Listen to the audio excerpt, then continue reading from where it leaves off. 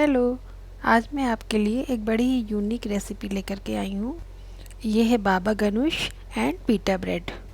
इसको मैंने सबसे पहले लॉकडाउन के टाइम में इंडिगो की फ़्लाइट में टेस्ट किया था। उसके बाद से फिर कभी इंडिगो की फ़्लाइट में ये मेन्यू रिपीट हुआ ही नहीं। लेकिन मुझे टेस्ट काफ़ी अच्छा लगा था, इसलिए मैंने इस पर रिसर्च की तो पता चला कि ये एक मेडिटेरेनियन डिश है जिसमें बाबा गनुश तो हमारे बैगन से ही बनता है और पीटा ब्रेड गेहूं के आटे की रोटी है जिसमें खमीर मिला दिया जाता है। वैसे बाबा गनुश मेडिटेरेनियन डिश ज़रूर है, लेकिन बैगन हमारे देश की ही पैदावार है। भारत से ही बैगन अफ्रीका, अरब, पर्शिया और फिर यूरोप में पहुंचा है।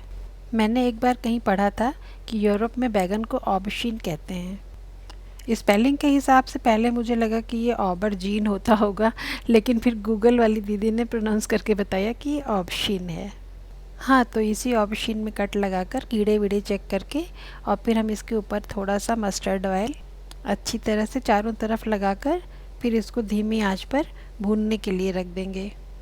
यहाँ मेरा गैस स्टोव 3 बर्नर वाला है, तो मैं एक साथ 3 बैगन भून ले रही हूँ।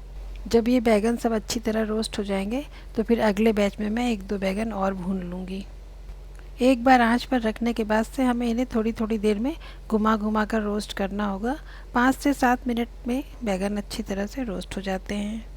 इसकी पहचान ये है कि बैगन का छिलका बिल्कुल जल कर स्टिफ हो जाता है और काला पड़ जाता है और फिर और आंच लगने से फिर वो सुलगने लगता है। आप अगर चिमटे से या चम्मच से इसको हल्का सा दबा कर देखेंगे तो पता चलेगा कि अंदर का गूदा एकदम पक गया है और सॉफ्ट हो गया है। अब हम आंच को बंद कर देंगे और बैगन को किसी गहरे डोंगे में रखकर ढक्कन से ढक कर रख देंगे। ढक कर रखने से ये होता है कि इससे गर्म बैगन की भाप बर्तन के अंदर ही अंदर सीज हो जाती है और उससे जला हुआ छिलका मुलायम पड़ जाता है और आसानी से छिल जाता है। अब जब तक बैगन ठंडे हो रहे हैं तब तक हम पीटा ब्रेड की तैयारी कर लेते हैं। इसके लिए हम एक बड़े मिक्सिंग बोल में 1 टीस्पून के करीब ईस्ट पाउडर लेंगे और उसमें आधा कप गर्म पानी मिला देंगे। अब इस मिक्सचर में हमको 1 से 1.5 चम्मच चीनी डालकर अच्छी तरह से उसको मिला लेना है।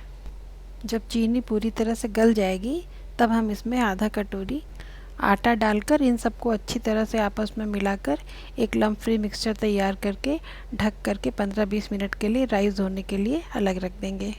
इस बीच में हम बाबा गनुश में डालने के लिए सारे इंग्रेडिएंट्स तैयार कर लेंगे।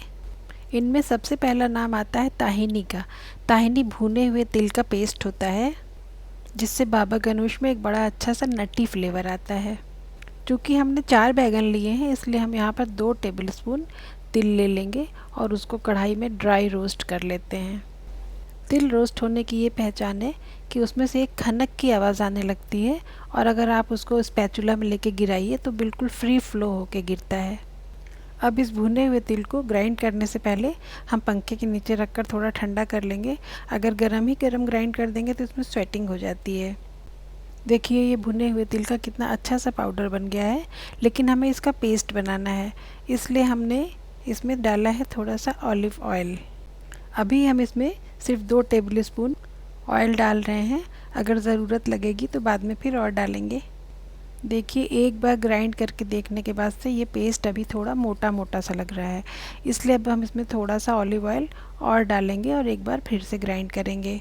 अब ये हमारा बिल्कुल परफेक्ट ताहिनी तैयार हो गया है, तो इस जार को अभी हम निकाल कर अलग रख देंगे। अब यहाँ पर जो भुने हुए बैगन हमने ढक कर रखे थे वो अपनी ही भाप से अच्छी तरह पसीज गए हैं, तो इस तरह से इनको हम देखिए आराम आराम से हाथ में पानी लगा लगा कर छील कर बिल्कुल साफ़ कर लेंगे। बैगन एक बेहद न्यूट्रिशियस सब्ज़ी होने के बाद भी काफ़ी अंडररेटेड है। असल में होता क्या है कि इसकी यील्ड बहुत ज़्यादा होती है, तो ज़्यादा मात्रा में होने के कारण लोग इसको भाव नहीं देते हैं। लेकिन आपको पता होना चाहिए कि बैगन की एक सर्विंग में कार्बोहाइड्रेट के साथ साथ fibre, protein, manganese, folate, iron, potassium, vitamin के, सी एंड बी, मैग्नीशियम और कॉपर भी होता है। बैगन का जो बैगनी कलर होता है वो इसमें पाए जाने वाले एंटीऑक्सीडेंट्स की वजह से होता है, जो कि फ्री रेडिकल से हमारा बचाव करते हैं और हार्ट डिजीज़ और कैंसर जैसी बीमारियों से बचाने में हमारी मदद करते हैं। सबसे अच्छी बात तो ये है कि हाई फाइबर और लो कैलोरी होने की वजह से लोग इसको अपने वेट लॉस प्रोग्राम की डाइट में भी शामिल कर सकते हैं। ये सारे बैंगन तो हमने छीलकर और साफ़ कर रख लिए हैं। अब हमें इसमें ऐड करने के लिए चाहिए अदरक, हरी मिर्च, 4 बैंगन के हिसाब से 8 लहसुन और थोड़ी सी हरी धनिया। वैसे तो रेसिपी के हिसाब से मुझे पार्सले लीव्स डालनी चाहिए थी, लेकिन वो अभी मेरे पास था नहीं, इसलिए मैंने हरी धनिया ही डाल दी है। अब जिस ग्राइंडर में हमने ताहिनी तैयार किया था उसी में हम ये भुने हुए और छीले हुए बैंगन डाल देंगे और फिर उसी के ऊपर से लहसुन, हरी मिर्च, अदरक और हाफ पार्ट हरा धनिया डाल देंगे। अब बाबा गणेश के फ्लेवर को बढ़ाने के लिए हमारे पास एक बड़ा ही प्यारा सा सीक्रेट इंग्रेडिएंट है, वो है हंग कर्ड।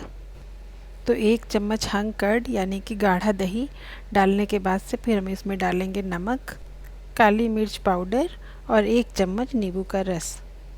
अब हमें कुछ भी नहीं करना है, सिर्फ ढक्कन लगाकर इसे एक बार फिर से ग्राइंड कर लेना है। और ये देखिए सौंधी सौंधी खुशबू से महकता हुआ बाबा गणेश बिल्कुल तैयार है। इसको सर्व करने के लिए इसे हम एक सर्विंग बोल में डालकर ऊपर से थोड़ा सा और ऑलिव ऑयल डाल देंगे और बाकी की बची हुई धनिया की पत्ती भी बारीक काट कर गार्निश कर देंगे। और ये देखिए सुंदर व स्वादिष्ट बाबा गणेश तैयार। बैगन की इस प्यारी सी डिश के साथ पीटा ब्रेड यानी कि खमीरी रोटी का कॉम्बिनेशन बेस्ट होता है। तो यहाँ पर हमने जो यीस्ट पाउडर और आटा मिलाकर रखा था वो 15-20 मिनट में काफ़ी अच्छी तरह से राइज़ हो गया है। आप अगर चम्मच से चलाकर देखेंगे तो आपको बीच बीच में एयर बबल्स भी दिखाई देंगे। तो अब हम इसमें डालेंगे थोड़ा सा नमक, 2 कटोरी के करीब आटा और 1 बड़े चम्मच ऑलिव ऑयल। अब इन सबको हाथ से अच्छी तरह से हल्के हल्के मिलाकर हम हल्के गुनगुने पानी से अच्छी तरह एक सॉफ्ट डो तैयार कर लेंगे। और हाँ, रिंग रिमूव करना मत भूलिएगा। डो तैयार होने के बाद हमें इसको फिर से अच्छी तरह से ढककर 5 से 6 घंटों के लिए एक साफ़, सूखी और गर्म जगह पर रख देना है, ताकि इससे रिलीज़ होने वाली गैस पूरे आटे में अच्छी तरह सर्कुलेट हो जाए और आटा राइज़ हो जाए। अभी ग्राइंडर यूज़ करने के बाद से सबसे बड़ा टेंशन होता है ग्राइंडर को साफ़ करने का, क्योंकि इसके ब्लेड के नीचे नीचे जो चीज़ें फंसी रहती हैं वो हाथ से या ब्रश से आसानी से साफ़ नहीं होती। हाथ कटने का टेंशन अलग से होता है। तो इसके लिए मैं आपको एक हैक बताती हूँ। आप ग्राइंडर यूज़ करने के बाद से उसमें थोड़ा सा पानी ले लीजिए, फिर उसका ढक्कन अच्छी तरह से बंद करके मिक्सी के ऊपर रखकर पल्स मोड में 3-4 बार चला दीजिए। और अब उस पानी को फेंक कर साफ़ पानी और साबुन से ग्राइंडर के जार को अच्छी तरह धो लीजिए। अब देखिए ग्राइंडर में बिल्कुल भी फूड पार्टिकल नहीं है, तो इसलिए सड़न और कोरोजन का बिल्कुल भी डर नहीं है। अब ये पीटा ब्रेड का आटा सेट किए हुए हमें 5-6 घंटे हो चुके हैं। आइए हम देखते हैं आटा कितना राइज़ हुआ। आप जब आटे को हाथ से उठा करके देखेंगे तो आपको अंदर उसके एयर बबल्स दिखाई देंगे, जो इस बात की पहचान है कि हाँ, आटे में यीस्ट की एक्टिविटी अच्छी तरह से हो चुकी है और आटा अच्छी तरह राइज़ हो चुका है। अब हम हाथों में ऑलिव ऑयल ले करके एक बार फिर से आटे को अच्छी तरह से मिलाकर गूँथ लेंगे और ये आटा अब पीटा ब्रेड बनाने के लिए बिल्कुल तैयार है। पीटा ब्रेड बनाने के लिए हम नॉर्मल रोटी से काफ़ी बड़े साइज़ की लोई लेंगे, क्योंकि इसको हमें नॉर्मल रोटी की तरह पतला नहीं बेलना है, बल्कि थोड़ा सा मोटा मोटा ही रखना है। लोई में सूखा आटा लगाकर हम इसको हल्के हल्के हाथों से बेलेंगे। पीटा ब्रेड मध्ययुगीन टाइम से खाई जाने वाली एक बड़ी ही ऑथेंटिक रोटी है।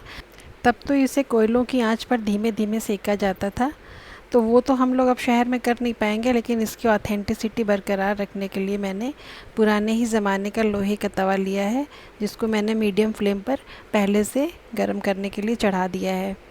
तवे पर रोटी डालने के बाद हमें आंच को मीडियम से लो ही रखना है, क्योंकि ये रोटियां हमें धीमी धीमी आंच पर सेकनी होती हैं। अगर फ्लेम हाई होगी तो ऊपर नीचे का सरफेस जल्दी जल्दी पक जाएगा और रोटियां अंदर से कच्ची रह जाएंगी। तो मीडियम आंच पर एक साइड सिक जाने के बाद से हमें रोटी को फ्लिप कर देना है और अभी भी मीडियम ही फ्लेम पर हमें इसको धीरे धीरे सिकने देना है। इसी तरह से 3 से 4 बार हम धीरे धीरे रोटियों को फ्लिप करते जाएंगे और फिर रोटी अपने आप फूलना शुरू हो जाएगी। इसके लिए किसी चपटे स्पैचुला से बहुत ही हल्के हाथों से हम रोटी को पैट करते जाएंगे और कई बार फ्लिप करते करते रोटी धीरे धीरे अपने आप फूल जाएगी। पीटा ब्रेड को हम डायरेक्ट गैस की आंच पर नहीं सेकते हैं, लेकिन फिर भी इसके कच्चे होने का डर नहीं होता है, क्योंकि इसके अंदर पूरी रोटी में भाप बहुत अच्छी तरह से भर जाती है और भाप में खौलते हुए पानी से भी ज़्यादा, यानी कि 100 डिग्री से भी 80 डिग्री ज़्यादा लेटेंट हीट होती है। तो इतनी ज़्यादा हीट वाली भाप जब पूरी रोटी में अंदर ही अंदर सर्कुलेट हो जाती है तो रोटी के कच्चे होने का कोई डर नहीं होता है। तो आपको मेरी आज की ये बेहद हेल्दी और न्यूट्रिशियस रेसिपी, इससे जुड़ी हुई हेल्थ रिलेटेड जानकारियाँ, मेरी टिप्स एंड ट्रिक्स और हैक्स कैसे लगे मुझे कमेंट करके ज़रूर बताइएगा। इसी तरह की और भी अच्छी अच्छी जानकारियों और रेसिपीज़ के लिए मुझसे कनेक्टेड रहिएगा। तब तक के लिए bye bye and take care.